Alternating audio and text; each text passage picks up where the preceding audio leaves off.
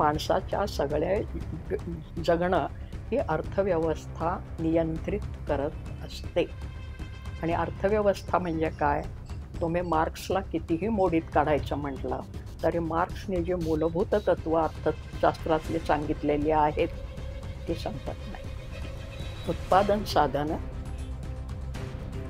उत्पादन साधनावरची मालकी, त्यातनं मिळणारं उत्पादन आणि उत्पादनाच्या विनियोगाचे अधिकार, विनिमयाचे अधिकार. उत्पादनं आणि उत्पादन साधनावरची मालकी. शेतकऱ्याने शेतजमीनमध्ये माल पिकवायचा, कष्ट करायचे, आणि तांदूळाच्या, गव्हाचे, कांद्याचे भाव कोणी ठरवायचे? सरकार. माझ्या शेतात मिळालेल्या उत्पन्नाचा भाव मी ठरवू शकते का? नाही. म्हणून विनियोगाचे अधिकार.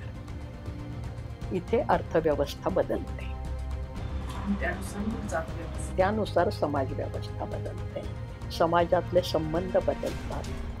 कारण ते स्वार्थ सापेक्ष असतात, निरपेक्ष नाही. ते स्वार्थावर अवलंबून असतात की कष्ट तर करून घ्यायचे, उत्पादन तर करून घ्यायचं, पण त्या उत्पादन साधनावरची मालकी हिरावून घ्यायची.